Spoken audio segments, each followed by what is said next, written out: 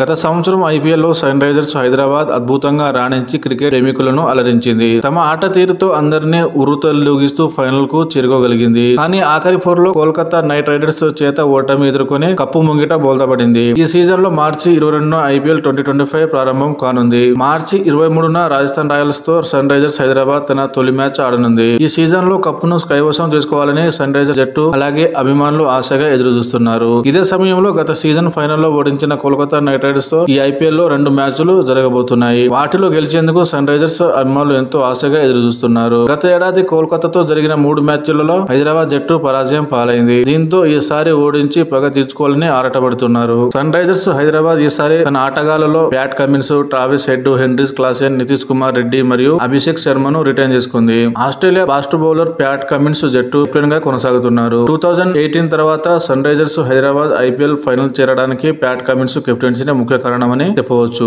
అతని bowling skills గురించి ప్రత్యేకంగా చెప్పాల్సిన అవసరం లేదు. హెన్రీ క్లాసెన్ స్పిన్నర్లపై తన దూకుడు బ్యాటింగ్ కొనసాగిస్తున్నారు. అతను కీపింగ్ బాధ్యతలను కూడా సమర్థంగా నిర్వహిస్తున్నారు. గత సీజన్ లో ట్రావిస్ హెడ్ మెరుపు ఇన్నింగ్స్ తో జట్టుకు అద్భుత విజయాలు అందించారు. తెలుగువాడైన నితీష్ కుమార్ రెడ్డి కూడా తన ప్రతిభతో అందరినీ అలరించారు. ట్రావిస్ హెడ్ తో కలిసి అభిషేక్ శర్మ పలు అద్భుత ఓపెనింగ్ ఇన్నింగ్స్ లు ఆడడంతో ఈ జోడీ సన్ రైజర్స్ విజయాల్లో కీలక పాత్ర పోషించింది. ఈ ఏడాది ఇషాన్ కిషన్ జట్టులో చేరడంతో బ్యాటింగ్ మరింత బలంగా తయారైంది. అందరికీ ఆకట్టుకునే ఈ జట్టు కొత్త సీజన్ లో మరింత అదరగొట్టేందుకు సిద్ధంగా ఉంది. ఈసారి బ్యాటింగ్ మాత్రమే కాకుండా బౌలింగ్ లోనూ సన్ రైజర్స్ హైదరాబాద్ జట్టు బలంగా కనిపిస్తుంది. స్టార్ ప్లేయర్ మహమ్మద్ షమి జట్టులో చేరడం వల్ల సన్ రైజర్స్ ఇతర జట్లను కంగు తెప్పించే స్థితిలో ఉంది. మరోవైపు హర్షర్ పటేల్ వంటి బౌలింగ్ తురుపుముఖ కూడా జట్టుకు మరింత బలాన్ని తెచ్చే అంశం. 2025 మెగా వేలంలో తీసుకున్న ఆల్రౌండర్ ఐడెన్ కార్ గాయపడడంతో జట్టుకు దూరమయ్యారు. కానీ దక్షిణాఫ్రికా ఆల్రౌండర్ లియాన్ ముల్దర్ అతని స్థానంలో జట్టులో చేరారు. ఆడమ్ జంపా, రాహుల్ చహర్ తో పాటు విభాగం చాలా బలంగా ఉంది. బ్యాకప్ పేర్ల